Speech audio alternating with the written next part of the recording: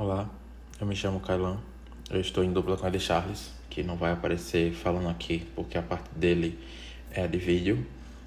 E hoje nós vamos estar aqui trocando uma ideia sobre uma parte muito midiática da biotecnologia, que são os transgênicos.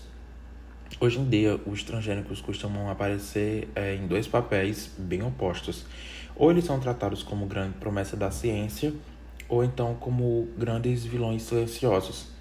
Mas e aí? O triângulo amarelo com um T no meio é realmente um alerta de perigo? Um ponto que eu tenho que enfatizar logo a princípio é o que é biotecnologia. Biotecnologia é uma área de estudo que visa utilizar sistemas biológicos, como por exemplo bactéria, vírus, até mesmo alguns animais de grande porte, como porco, para atingir metas ou sintetizar produtos desejados. É uma área que basicamente vai fazer uso de sistemas biológicos para chegar a um objetivo. E ela chega com um meio de facilitar a aplicação de várias tecnologias com capacidade de baixo custo operacional. Muitos fármacos hoje podem ser produzidos e distribuídos em larga escala por sistemas biotecnológicos, como, por exemplo, a insulina humana recombinante. Mas e os transgênicos? O que são esses mutantes marcados com um triângulo amarelo e um T? Transgênicos são um tipo de OGM, ou que a gente chama de organismos geneticamente modificados, com uma característica especial. Eles recebem modificações genéticas com fragmentos de outros organismos. Na biologia, quando a gente cruza dois pontos de duas estruturas, usamos o prefixo trans, palavra que mostra que há um cruzamento entre dois pontos que não estão na mesma linha. Então, quando vocês virem essa palavra trans, significa que são dois pontos perpendiculares, mas não na mesma reta, se cruzando. E nesse caso aqui, estamos falando de genes, né? Então, são organismos que têm fragmentos gênicos de um outro organismo doador para atingir um resultado desejado que ele não faria normalmente, ok? Talvez esse processo acabe ficando mais claro de explicar como esse gene vai parar em outro organismo e como ele sai, se eu fizer a explicação de como isso funciona. A base para a criação dos transgênicos reside em uma técnica chamada de recombinação gênica. A recombinação permite que nós, os cientistas, adicionemos fragmentos de DNA desejados em um organismo-alvo, como eu tinha falado anteriormente. Isso é possível utilizando duas classes de enzima. A primeira classe é carinhosamente apelidada de tesoura molecular, que são as enzimas de restrição. As enzimas de restrição, entrando aqui rapidinho, são proteínas capazes de cortar o DNA em sítios específicos e muitas delas foram estudadas e incorporadas no processo de recombinação com uso estratégico. Isso significa que a gente pode cortar pontos específicos do DNA. A segunda classe de enzima, ela faz o contrário. Ela liga o DNA. E como ela liga o DNA, o nome dela não podia ser tão distante, então ela é chamada de DNA ligase. E utilizando esse processo e outros que eu não vou citar aqui, como por exemplo a reação em cadeia da polimerase, ou PCR, temos a base para a criação dos organismos transgênicos. Hoje, os transgênicos e seus produtos são amplamente disseminados. Eles podem estar em uma bancada de laboratório como reagente, dentro de um saco de sementes, em uma placa de Petri, em uma terapia celular, em uma vacina ou até mesmo sendo utilizado para produzir o salgadinho que você pode estar comendo agora. É fato que o surgimento e o uso desses elementos permitem um avanço de tecnologias e o potencial de baixo custo está associado com a democratização do seu uso e associação com resolução de problemas como a malnutrição de populações em países economicamente vulneráveis.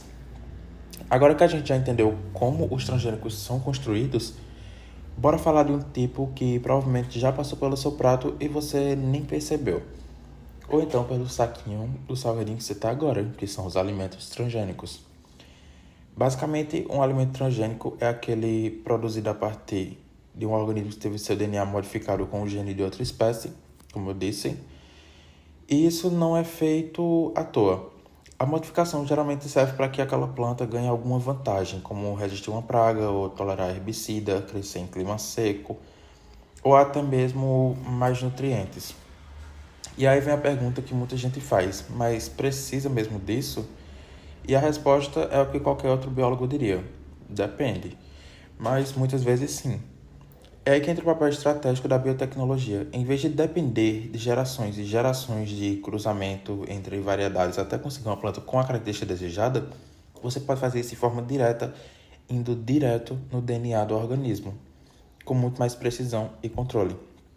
Essa prática começou a ganhar força lá no fim dos anos 90, com as primeiras plantações comerciais de soja transgênica nos Estados Unidos, e desde então a tecnologia evoluiu e muito.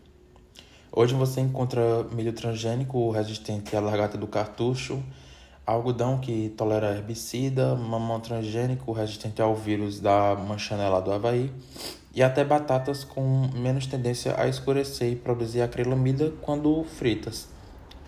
As batatas transgênicas podem inclusive ser mais seguras em termos de saúde. E aí tem outro campo dentro da biotecnologia que entra forte nesse papo, a biofortificação. A biofortificação busca aumentar o valor nutricional dos alimentos. Um exemplo muito famoso é o arroz dourado, criado para combater a deficiência de vitamina A. Em países onde o arroz é a base da alimentação, mas falta diversidade na dieta. Outro exemplo inclui o arroz com selênio, que contribui para a imunidade e proteção celular, seja com soja com ômega 3, alface enriquecido com ácido fólico, tomate com licopeno aumentado. E esses são alguns exemplos que talvez vocês possam ver quando forem dar uma olhada em biofortificação. E aqui entra a parte interessante. Esses alimentos são muito pensados não só para facilitar o trabalho no campo, mas para resolver problemas de saúde pública. Em lugares onde o acesso a uma alimentação variada é luxo e que não acontece. Biotecnologia tentando resolver desigualdades com ciência, né? Então, tem essa pegada, muito mais do que de dentro do laboratório e só. Claro que isso também traz algumas vantagens econômicas para o produtor, essa modificação de alimentos, como plantas mais resistentes significam menos uso de agrotóxicos. Isso reduz o custo na lavoura e os impactos ambientais também. A produtividade sobe e o manejo fica mais simples, o que também pode beneficiar pequenos agricultores se houver políticas públicas adequadas.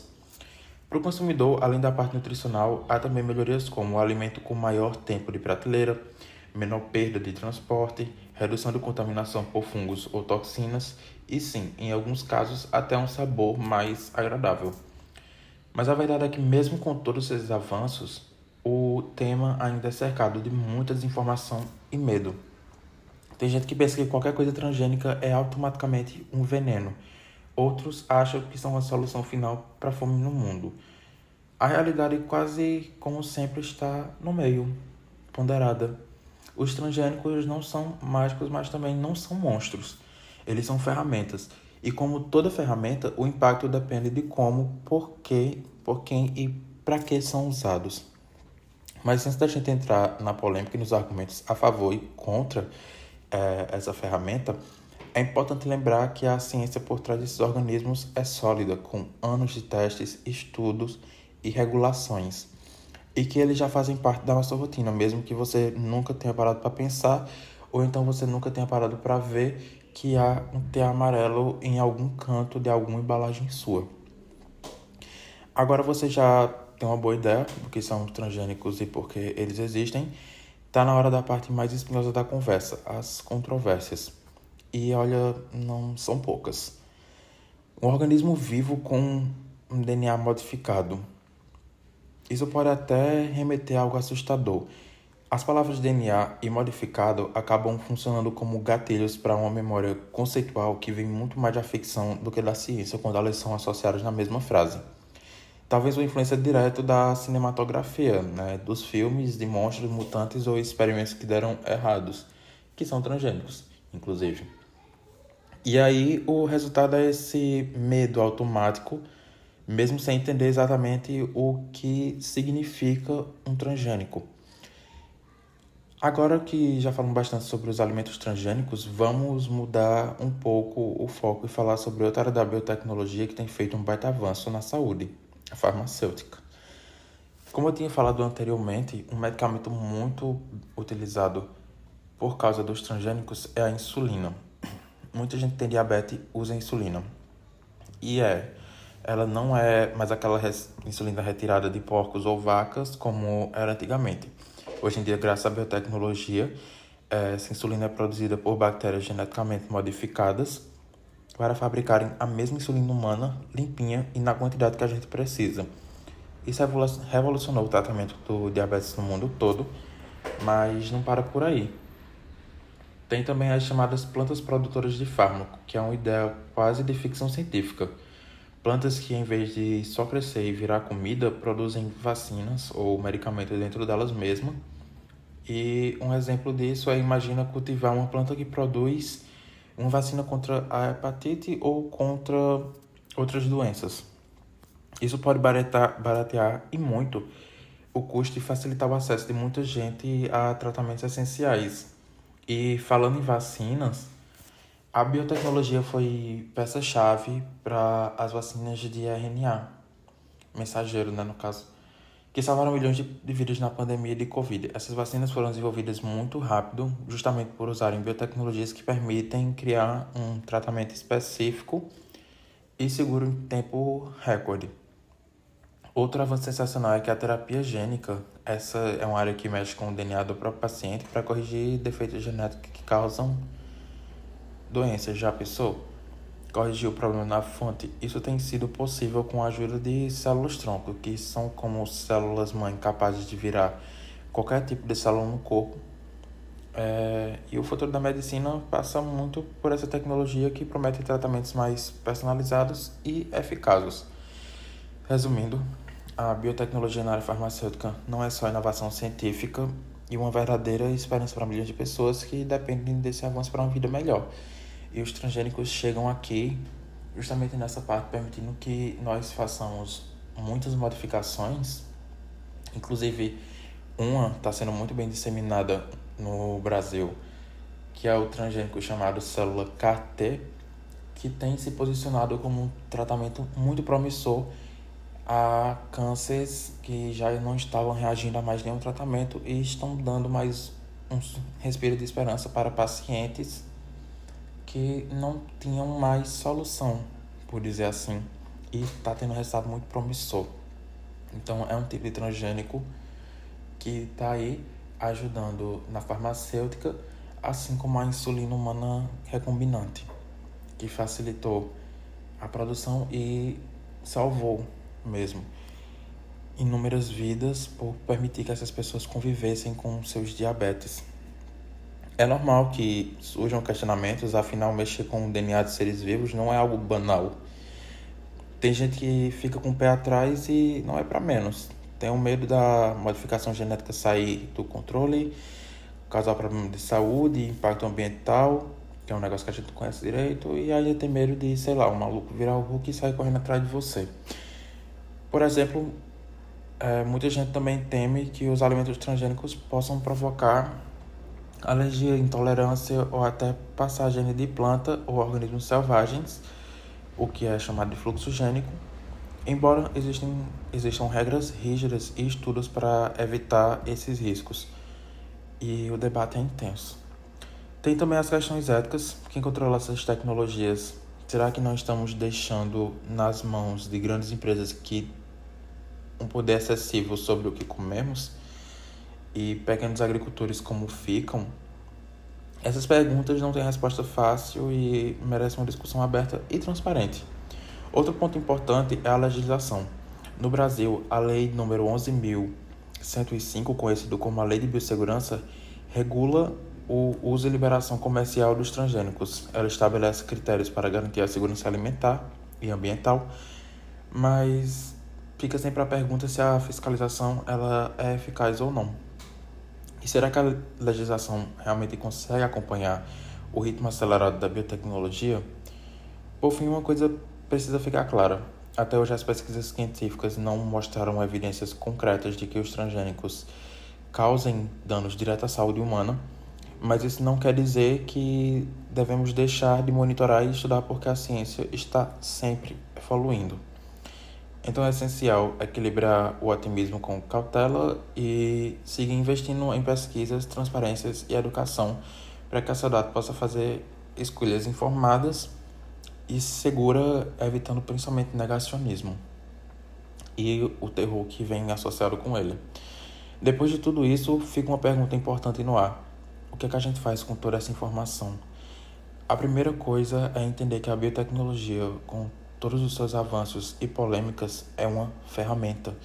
Ela pode ser usada de forma muito positiva para salvar vidas, alimentar a população, reduzir o impacto ambiental, mas como toda ferramenta poderosa precisa ser usada com responsabilidade, ética e acompanhamento, né? Então, CRISPR-Cas9, um potencial absurdo, já tendo terapias em testes para tratamento de câncer e com resultados preliminares muito promissores, mas é necessário ter muito cuidado porque ela pode realmente ir em mãos erradas, e a gente já viu um caso desse, acabar modificando humanos deliberadamente em meio de pesquisa, como foi o caso das gêmeas na China, que foram modificadas para serem resistentes contra o HIV. E os transgênicos, por exemplo, são a resposta mágica para muitos problemas, digamos assim, mas eles também não são um apocalipse genético, como algumas pessoas falam, prestes a acontecer. São resultados de décadas de pesquisa, como muitos outros mecanismos biotecnológicos, ajustes também, um negócio que leva muito tempo, e acima de tudo a tentativa de resolver questões reais. É claro que a gente precisa continuar cobrando transparência das empresas e rigor dos órgãos regulatórios, mas também precisamos promover mais acesso à informação confiável.